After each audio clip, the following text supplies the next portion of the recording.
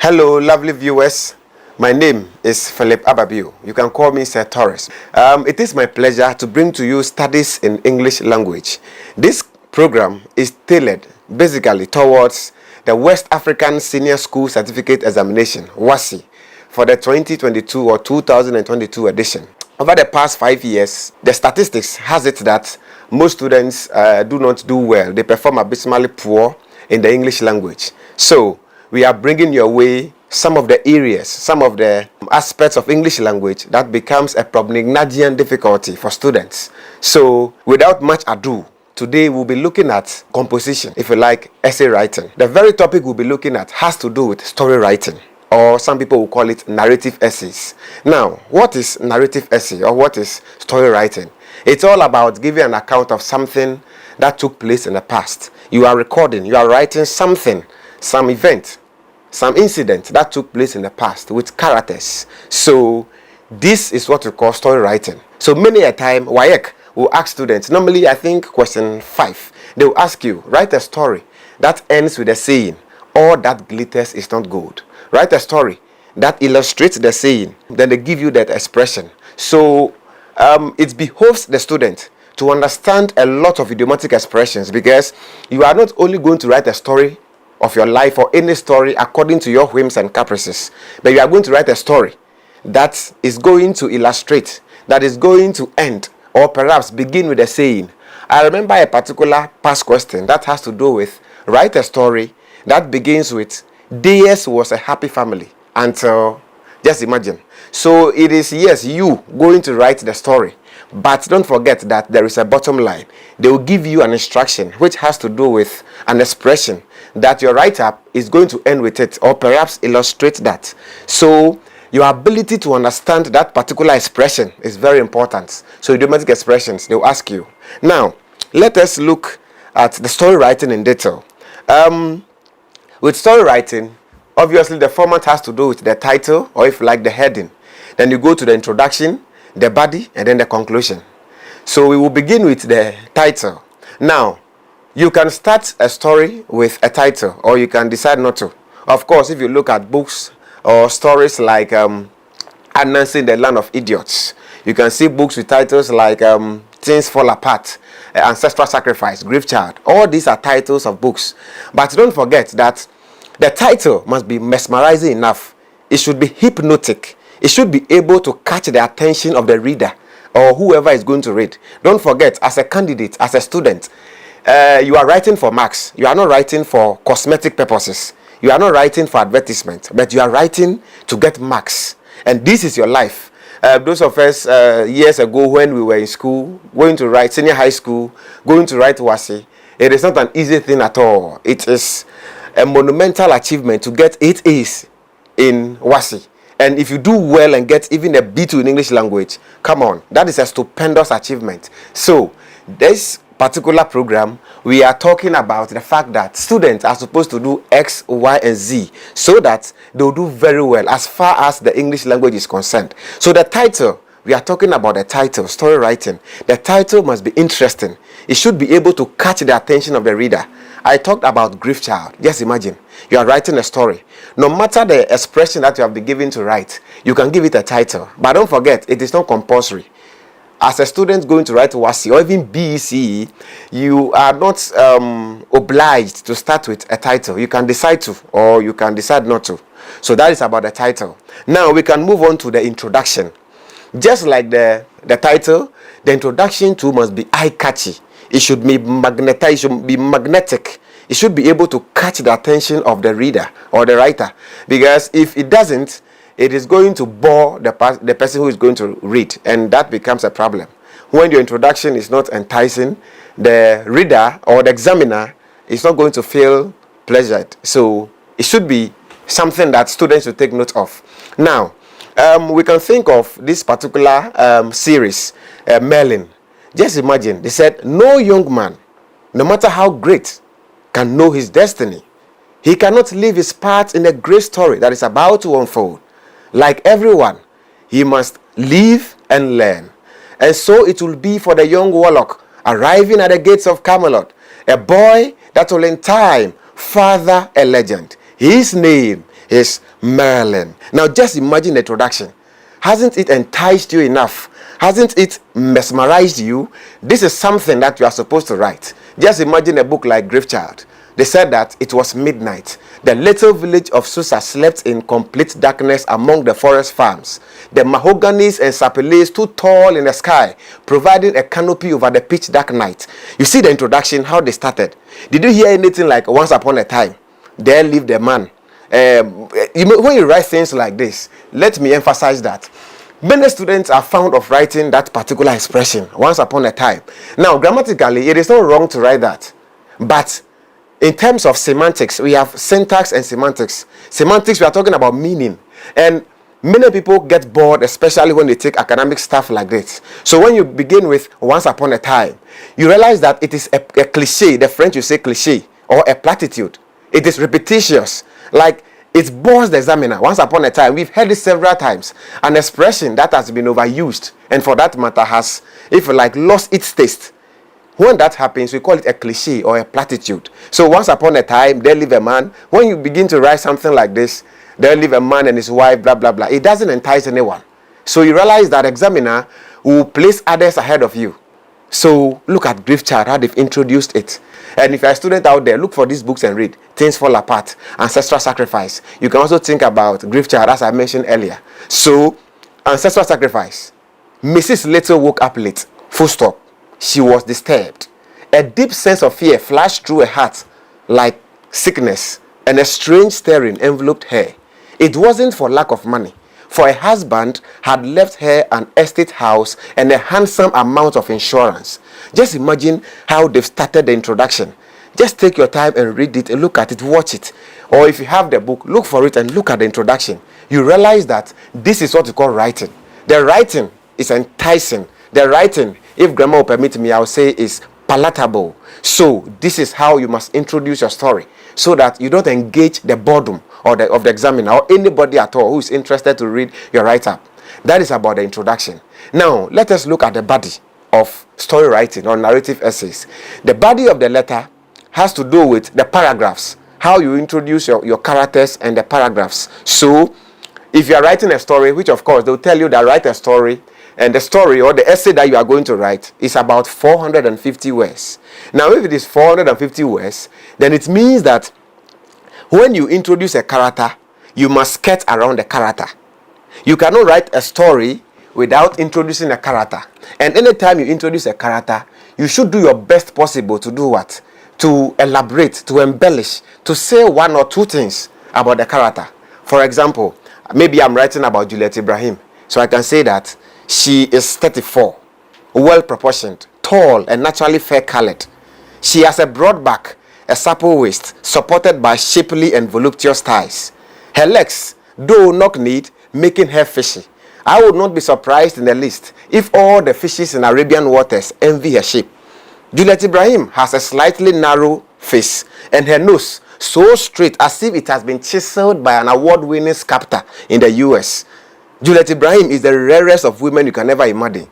She is the only lady who can tell a fierce nigger to shut up, and the latter will do obeisance. This is what we are talking about. So before I even continue to talk about Juliet Ibrahim and what it does and who she is, where she comes from, what have I done? I have embellished the character. I have explained, I've said one or two things about her even before I continue. When I do this, the examiner will say, this student looks different. He's exceptional. He's writing. This is what we call English. When you do this, you do very well. You don't just take a pen and write anything whimsically and capriciously. Once upon a time, there lived a man and his wife, and they were in a village, and blah, blah, blah, blah. No. When you mention a character, skirt around it. We can talk about Miss V. Miss V is not only tall and lightly skinned, but also seductive. Her slender waist, supported by an alluringly sculpted back, is mesmeric, magnetic, and hypnotic. So, I am skirting around Miss V. Now, Miss V, I think they call her Vera Hamenokpeda, comes from the Volta region. Now, I may try to say one or two things about her before I proceed. For the fact that I don't want to bore you, I wouldn't like to continue here. But the point I'm trying to stress is that anytime you introduce a character, you skirt around the character. Don't forget that apart from a character, Then you should also introduce the setting. When we talk about setting, we are talking about the time and place of a story. So, I remember when the student was asked about setting, when the teacher was teaching about setting of a story, and it has explained that it has to do with the time and place of a story. So they asked him, what is the setting for Kunkum Bagia? Then he said that Adum TV, 7 p.m. sharp. Now, that is just a bit of a joke. But the point is that when you write a story, apart from the characters, sometimes you can even use animals as characters. When you introduce the characters, skirt around them. Then when you mention even a setting, you skirt around it. So we are talking about Makola. Makola is in Accra. It is the hub of many markets in Ghana. Mention Makola and you mention a number of people. Going to Makola, you see a number of people. So many that if you threw up a grain of sand, it will not find its way to the earth. Makola is where you find everything that you need in this world. So before I even continue to talk about the story I want to talk about, I have mentioned the setting, the place of my story, which is the place and time of the story, which is what? Makola. So I've said one or two things about it even before I proceed. That is what we call what? The setting. So the setting, the characters, don't forget. Now, so the body of the letter has all these things, which is the characters, which are the characters, which are the setting, and the number of things you want to mention. Don't forget, a good essay must have about 8 or 9 paragraphs. You can see some students who write a whole essay, a whole page. In an exercise book, we have about 24 or 25 lines that make up the exercise book. In the paper, that's why I could give you, as if you like, an answer booklet. There are about 30 or so lines. And the student can write from top to the end without one paragraph. When you do this, you are just writing anyhow. You are not writing anyhow. You are writing for marks, and therefore, you should do your best possible. Not possible best. I will explain that later. You do your best possible to do what? To introduce paragraphs. So about 8 or 9 paragraphs make up your essay. When you do this, the examiner will realize that, wow, this student is doing very well. Now let's look at the conclusion. The conclusion of a story or narrative essay has to do with leaving your reader or the examiner with a lesson. This story that you have talked about, what is the lesson you have learnt from it? So you try to give some lesson and also give a sort of an advice to the public or the one who is reading. Or if you like, you bring a resolution. Let's say that you've talked about Okonkwo, what he did in a story, blah, blah, blah. After all this, in the end, which is the conclusion, you summarize everything you've said and try to what? Give a sort of, if you like, suspense, or you give an advice, or perhaps you bring a resolution if there was a conflict in a story. And that is what we call story writing. When you are writing a story, you must do this and that and that. Now, these are some things that I will talk about, which I will call caution. Every candidate or everybody who is writing a story must realize that you are giving an account of something that took place in the past. Therefore, the simple past tense must be majorly used when you are writing a story. Especially if you are writing Wasi and you want to do very well, you are writing story. Don't forget, the examiners are very particular about this.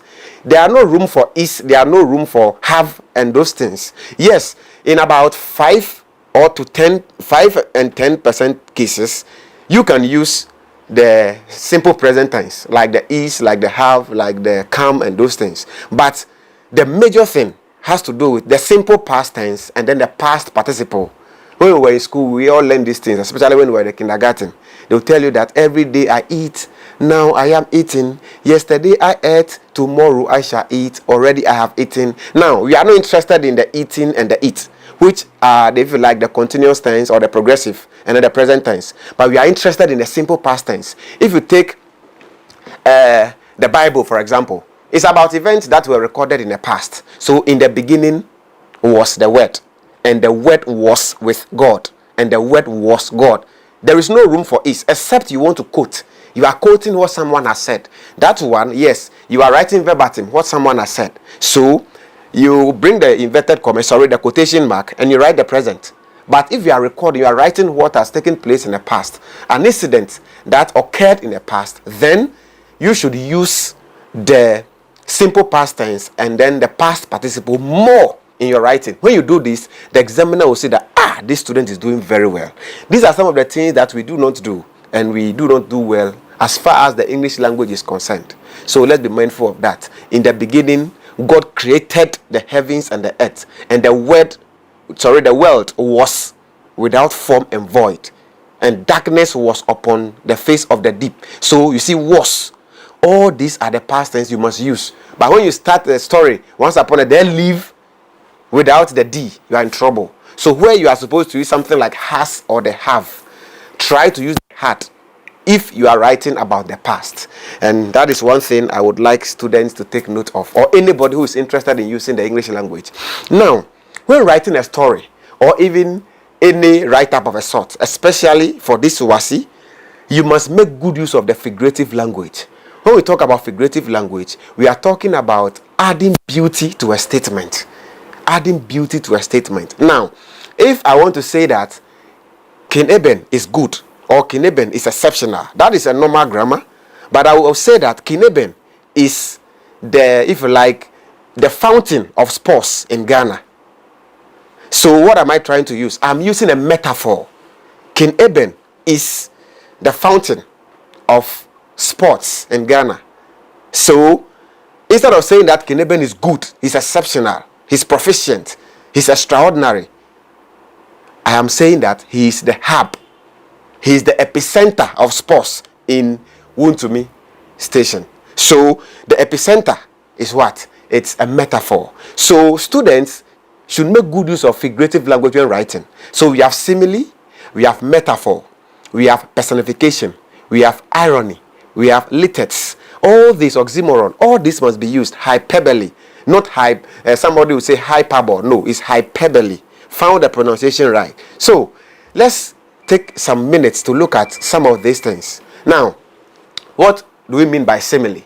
Now, the simile is comparing one thing to another using as or like. So I can say that Efia Schwarzenegger is like an overused typewriter, which means she talks a lot. Instead of saying that she talks a lot, or she's a chatterbox, she's a blabbermouth, I'm saying that what? She is like an overused typewriter. Assuming I said that Shatawale is like something. Now I'm comparing Shatta to that something using like or as. I can also say that this boy is as busy as a bee. Is as busy as a bee. I'm comparing two things here, which are what? This boy and that of the thing. So the bee and the boy, I'm comparing the two using as or like. This is what we call simile. The examiner expects you to use things like this and will give you marks for that. Don't forget, when they give you the question paper, they write somewhere that credit will be awarded to clarity of expression and orderly presentation of material. So when you get your answer booklet, the information is that when you write well, when your grammar is good, there's clarity in your grammar, that is using things like this, you will be awarded marks for that. The impression or how people have conscientized themselves that as for WAEC, how do you call it? Your failure is a success. It's not entirely true. It is fallacious. When you do well, the marking scheme is there. The examiner knows that this is how we write. When you do the things we are talking about, they will give you the marks. Nobody is there. Nobody is an examiner is a Mephistophelian, or if you like, a draconian person. No, he's not a wicked person.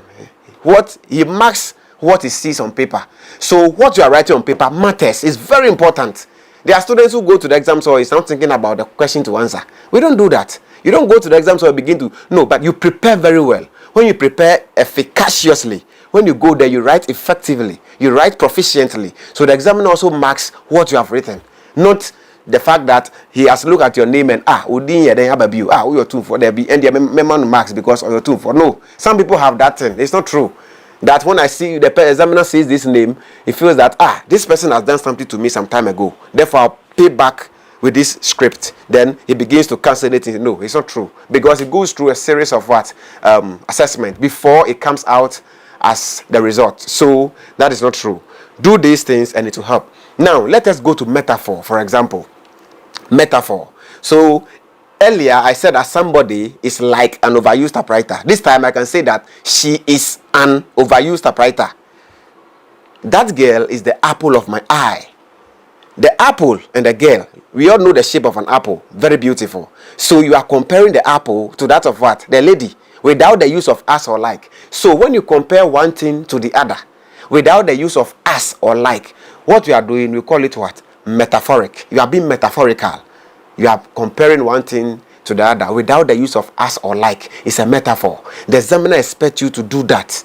So when you write, Ken Eben is a fountain. Ken Eben is an epicenter as far as sports is concerned. So you are being metaphoric. Shatawale is a great talker. So these things are called metaphors. Let us go to personification. Personification has to do with using human qualities to describe inanimate things or abstract ideas. I can say that poverty has visited Kumasi, or hardship is paying Ghanaians. Hardship is paying Ghanaians. Now, when we talk about the word pay, obviously we expect humans to pay. But we are using this human quality to describe poverty, which is an abstract idea. When we say something is an abstract idea, we are talking about things that cannot be seen, things that cannot be touched, but can be perceived with one's senses. So beauty is bathing Juliet Ibrahim. The cocoa butter is doing kindness to Juliet Ibrahim's skin. So the cocoa butter is doing kindness. What kindness is that? It's humans who show kindness. But we are saying the cocoa butter is doing that. We are being metaphoric. The leaves are dancing to the rhythm of the wind. These leaves are dancing. How can a leaf dance? This is metaphoric. Sorry, this is personification. So you can employ personification in your writing. We also have what we call exaggeration, which is otherwise known as hyperbole. When you say something more than it really is, when something appears stronger, higher, greater, or smaller than it really is, you are employing exaggeration. Some people call it overstatement. So we can say that we are using things that are greater than it really is, things that are greater than they really are. So when we say exaggeration, we are talking about using something that is greater than it really is. Let's look at some examples. The whole world attended Atamels's funeral. May his soul rest in perfect peace. Even perfect peace, some grammarians believe that it is not grammatically correct because peace is a perfect state. So why do you say perfect peace? So may his soul rest in peace. Now, so the whole world, the whole Ghana attended Ebony's funeral. How can the whole world or the whole Ghana attend funeral? You are exaggerating. You are making a mountain out of a molehill. A molehill, an anthill. You are making a mountain out of it. You are exaggerating. Now, when you exaggerate, it's for emphasis. Somebody can tell you that I drank an ocean of porridge. Wow. An ocean of porridge? Huh. Somebody said that a Schwarzenegger can gossip from cockcrow till the chicken go home to roost. That tells you that from morning till evening, she can be talking. So this is what? This is an exaggeration. It is not the truth. It's just an exaggeration, just to emphasize what the person is trying to say. You can also say that he ate a mountain of rice. He ate a mountain of rice. Now, when you hear this, what comes to your mind? Say, a mountain of rice?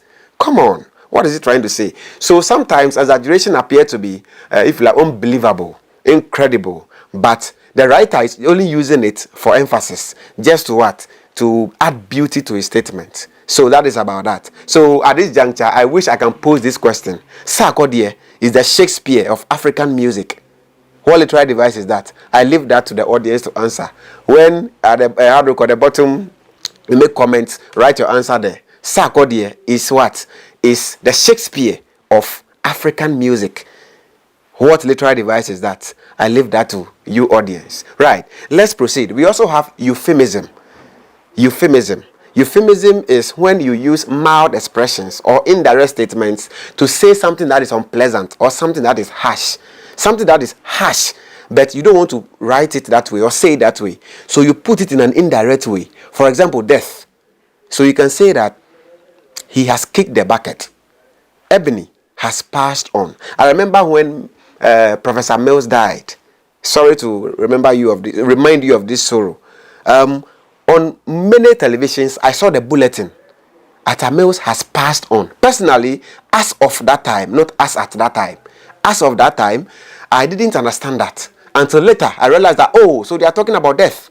He has passed on to the silent land of our forefathers. So, just imagine, who will be down say, I mean, how can you say things like this? That is infantile. It is childish. You cannot tell somebody, That is why somebody even says that that girl is a town helper. Instead of saying that she is a what? You know what I mean.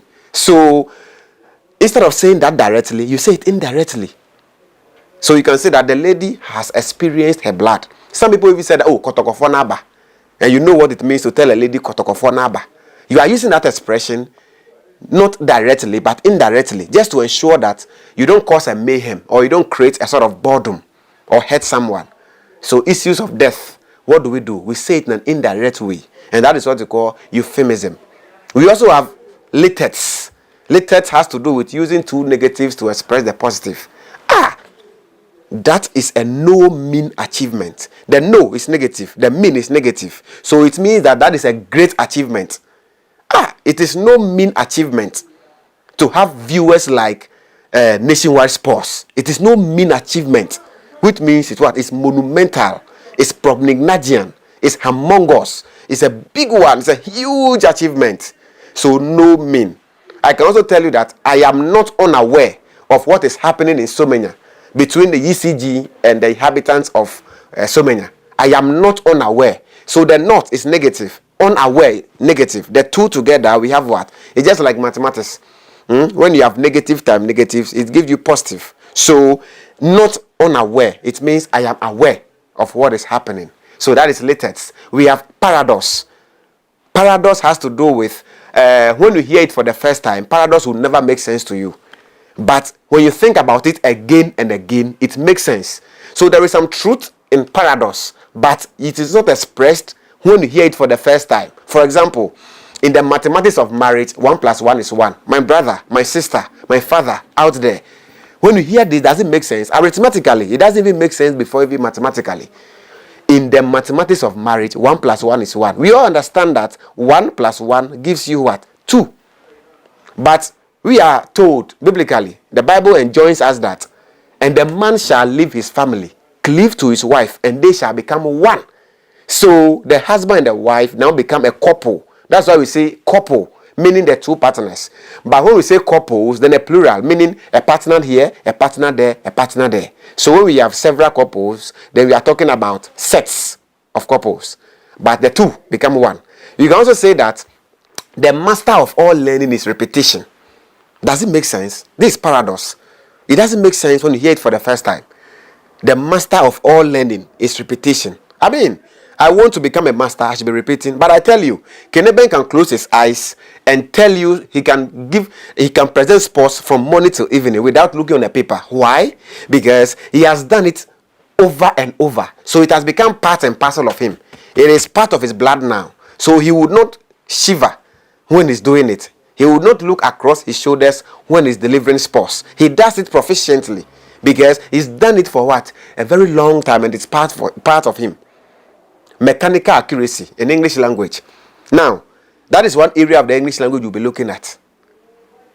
It has to do with how mechanical a student is. How technical are you? Here, students be almost spell it in nye. The first time I tried to spell Schwarzenegger, I was in trouble. So what I do is that if I will spell Schwarzenegger, I will spell school. Then I'll cancel the OOL. SCH. Then I'll spell war. So also you'll be he likes to have beef with people. So war. Also one time go to school. I cancel the OOL. Then war. WAR. Then I add the what? Zenega. The Z or the ZENEGGER or something. So Schwarzenegger. Now the problem is that we have some words in English language that are difficult to spell. Words such as definitely. Words such as accommodation. Words such as commission. If you are not careful, you wouldn't know whether it is double C, double M, that is accommodation, or 1C, 1M, or whatever. There will come a time I will give a dictation on that, and we'll have students and other people who are interested on board. Words like embarrassment, harassment. Is it double S? Is it double R? What is it? So students must be mindful of their spellings. And when you are that type of person, when you are meticulous about your spellings, you realize that you don't have much problem with the examiner. That is to say that the red pen, your paper will not be bleeding. What literary device is this? Your paper will not be bleeding. I leave that to you. If your answer booklet will not be bleeding, it's a literary device. Is it metaphor? Is it personification? Is it irony? Is it a simile? What is it? So we'll end the literary device here and have time to discuss that. So that is about what? the literary devices. When you are writing as a student, or anybody who is writing employs literary devices, especially in story writing or even letter writing. When it has to do with informal letter writing, you employ literary devices and you do very well. You go very far. That is about literary devices. Now, literary device or figurative language is even in the Bible. John 16 verse, 16 verse 25 and even 29. Jesus told his disciples that I have used figures of speech to tell you these things. So it tells you that literary devices are majorly important. John 16, 25, 29. That is what Jesus told his disciples. You have to employ literary devices when writing essay. And you do very well. You go far. You look different from other students. Now, before we crown or we draw the curtain on this particular topic, I would like to talk about caution. What do we mean by caution? Caution has to do with the fact that you should be mindful of this thing. You should be careful of this thing. You should be meticulous about this thing. You should be circumspect. Don't do this. Don't do that. Do this. Do that. That is caution. If you are a student out there, or if you are anybody who is interested in this thing we are looking at, which has to do with English language, be mindful of this writing when you are writing. One thing I will look at is sentence. Now, there are 5 types of sentences that a student should not write. One of them is called a stringy sentence. S-T-R-I-N-G-Y. Stringy sentence. A stringy sentence is a sentence that is strung with ends. A-N-D. End. And when Keneben was delivering sports this morning, or if you like, disseminating news, and Perry added this, and Atapoku did this, and when you do this, you are engaging the boredom of the examiner. You are incurring the displeasure of the examiner or anybody who is reading. You cannot be writing and you are using and when you do that, if your writing becomes sloppy and ponderous, it doesn't be, you lack, if you like, it becomes clumsy. Your writing becomes clumsy because it's so coherent. But what do? You use punctuation marks when there is an end. A lecturer who taught us some time ago, Dr. Richard Ambakuba in KNUST, a political science lecturer, one man who has been an inspiration to most students in KNUST, Dr. Richard Ambakuba, he will tell you that a good student is the type who will write a whole paragraph and use just 1 or 2 ends. Paragraph back on end will be 15. It is for everybody to use. So don't be using it too much in your writing. When you do that, and this, and that, and that, you are not going to get marks because your writing will not be what? It will not be interesting. We call that a stringy sentence. We also have another one called sentence fragment. When we say fragment, we are talking about a sentence that is a part of the whole. A fragment is a part of something, not the whole thing. So, if you say something and it's not complete, what you have said is a fragment. Sometimes students, candidates, or people who write leave the subject out or the noun out or sometimes the verb out. For example, a student will say, I'm fine, am fine. And yeah, what's up English? You don't write that for the examiner. You cannot begin a sentence with am and say, I'm fine. In fact, that will even be a question mark. I'm fine. Am I in Wuntumi Sports? Am I in Wuntumi Studio? Am I at KJTia? So it's a question. It must end with a question mark. So if someone says, how are you on WhatsApp? You say, I'm fine, am fine. And you bring full stop, it's a WhatsApp English. You don't write that for examiner. That is not standard English. So the I, which is the subject, you have negated it. So I am fine. But because we contract the I and am, we call it contraction in English. I, then apostrophe, am. So am becomes what? The am that people write. But it's supposed to be the I, apostrophe, then am. So I'm fine. No am fine. So when you do this, am, then fine. Then the subject, you have taken it out. What you have written is called a fragment. It's not a sentence. I like following Miss V, full stop, because she is charming. Another full stop. 2 sentences. Let's judge this. I like following Miss V, full stop. That is a sentence. It makes a complete thought. But look at the second one. Because she is charming. Now, anytime you begin a sentence with because and you bring a full stop, you are in trouble, because what you have written is a fragment. We call it an adverbial clause. The whole sentence must be one. So there shouldn't be a full stop there, but it's supposed to be, I like following Miss V because, then full stop. Or if you like, you start a sentence with because and you set off with a comma somewhere. Because Miss V is charming, comma, I like following her. But when you begin a sentence with because, since, and you bring full stop without a comma and bring the main clause, what you are writing is called a sentence fragment. And you are in trouble when you do that. So we will end with this particular type of sentence. We mentioned sentence fragment and what? Stringy sentence. Our next episode will be talking about the other three types and other things that must be done as far as story writing is concerned. Thank you so much for your perusal.